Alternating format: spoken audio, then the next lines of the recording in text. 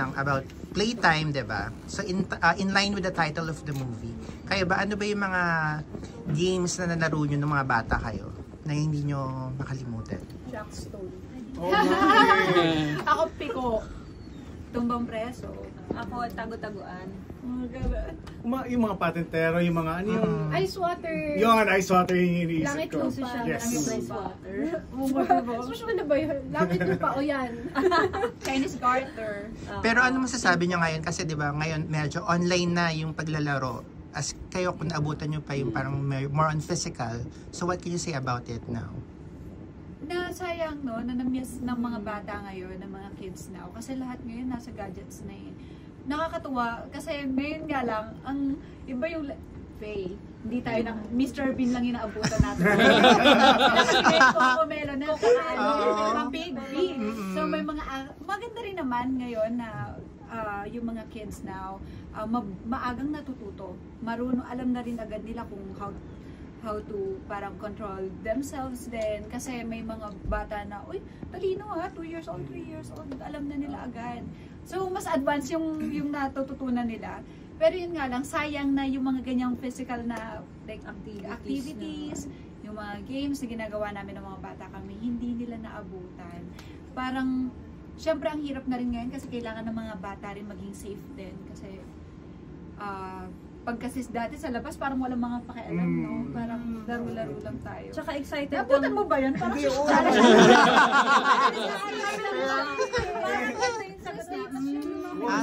No. Hindi nila sinasabi nga ni Sanya and everyone else na parang hindi nila na-experience yung parang, di ba nilalagyan pa yung parang rubber doon sa straw tapos hihipan tapos lalaki yung Alam ko yun! Rubber pa sinabi mo. Oo nga, rubber. Yung rubber yun. Naiba na pala. Oo, yun. Tapos puputok siya sa mukha mo. Okay, last na lang. Since 'di ba in line with the title of Playtime, 'di ba uso sa mga vlog yung prank din. Ano yung mga kayo ba na prank na kayo? Ano yung mga unforgettable prank or kayo ba yung nagpa-prank din sa mga vlog? Ako na naman una. May mga Ikaw leader na, may team leader ka na. Hindi sa vlog kasi ni Kuya, lagi ako yung napaprank eh. Parang isa sa mga sumikat sa kanya yung biglang akala ko patay na ako. Yung feeling ko kasi walang kumakausap sa akin. Tapos nasa isip ko lang talaga patay na ba ako kasi nilalagpasan ako ng lahat. Tapos nakausap ko siya. Walang umiimik sa akin na, parang dumadaan lang ako. Tapos parang bakit wala kapansin sa akin? Naniwala ka? Kasi kakagising ko lang din. Tapos yung wala pa ako sa wisho. Tapos yung lahat ng kausap ko, wala talagang pumapansin sa akin. Yun yung naano ko na hindi ko alam kung, yun yung feeling ko parang, patay na ako. Tapos ito yung mga tao. Yun lang talaga na pandemic nung ginawa. Pero yun, nagtampo lang ako sa kuya kasi sabi ko, hindi mo man lang ako in-inform. Sabi, prank nga, ba't kita in-inform niya? Sa akin, pinrank ako ni Bubay sa The Bubay and the Tekla Show. Nawawala daw yung pera niya and nandun ako naka-dressing room. So sabi, Faye, ikaw lang tao dito Nawawalan ako ng 5,000 yata yun. So syempre ako kinabahan ako kasi nakita ko yung mukha niya, seryoso na talaga. Tapos bago lang ako nun sa GMA. So sabi ko, ano ba yan? Sabi ko, tapos pinakalkal ko talaga yung gamit ko. Pero naiiyak ako doon sa vlog na yun kasi baka mamaya, totoo nga na nawawalan siya ng pera, ako yung nandun. Ikaw na ngayong inuutangan.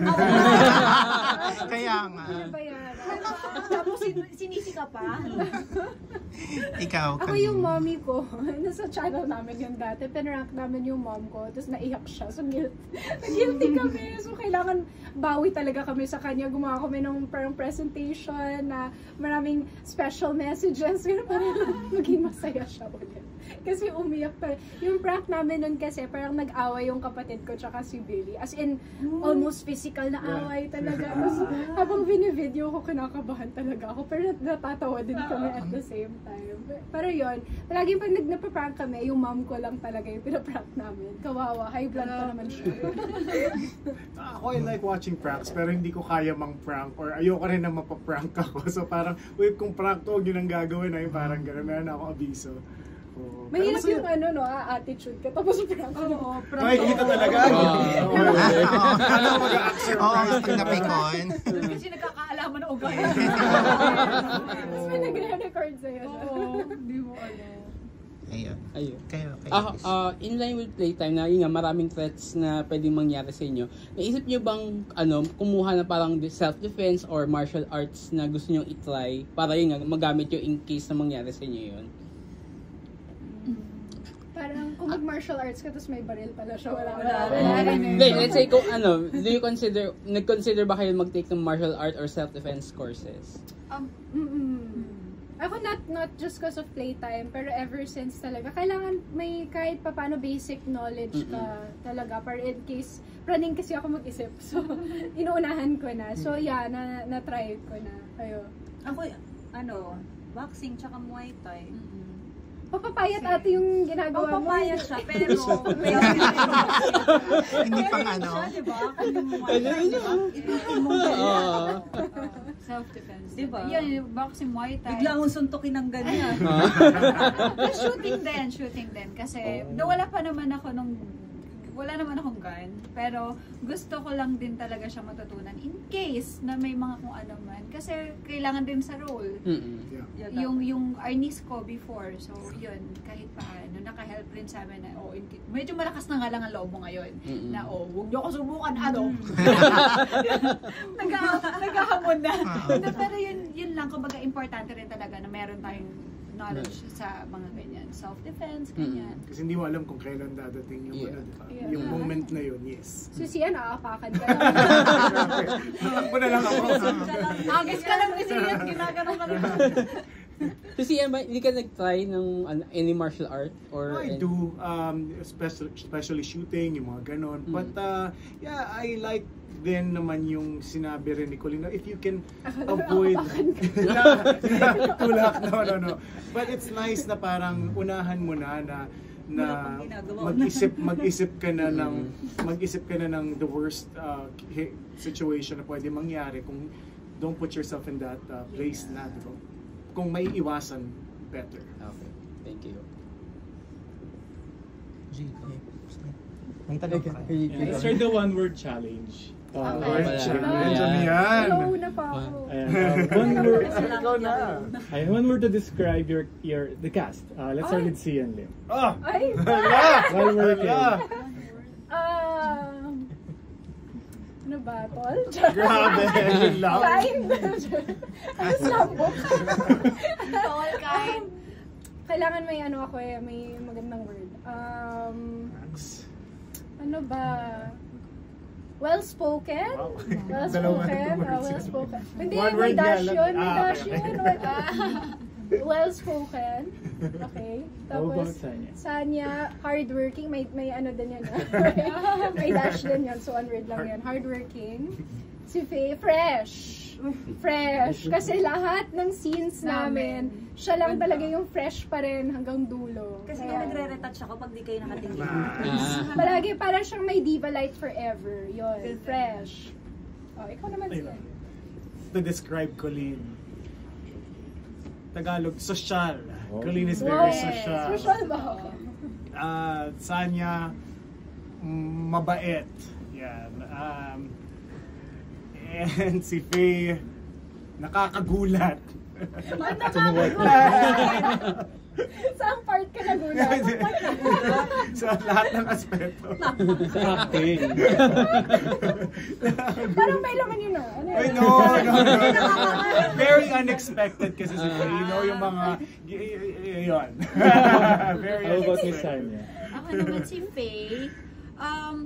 Si Faye matalino. Yun. Kailangan pa ba natin explain yun kung bakit? Diba? Pero yung dollhouse pa lang niya, masasabi mo na siya yun, magaling mahusay.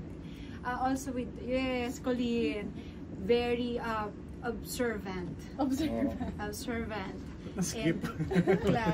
Kasi dun muna, pa ganun kasi. Observant. Yun yung yun yung talagang nakita ko rin sa kanya. Tama, di ba? Very observant ka din talaga. Another word for pakialamera. Pinaganda lang niya. Hindi talaga. Pero nagagamit namin talaga yun. Kasi nagamit namin ng todo yun sa lahat ng mga eksena dito. Si Sian Lim, si Direk, Sian Lim. Serious but, isa Wala, lang. isa lang. Serious lang. Serious lang, yun lang. Serious yun. ako serious ah. Yes.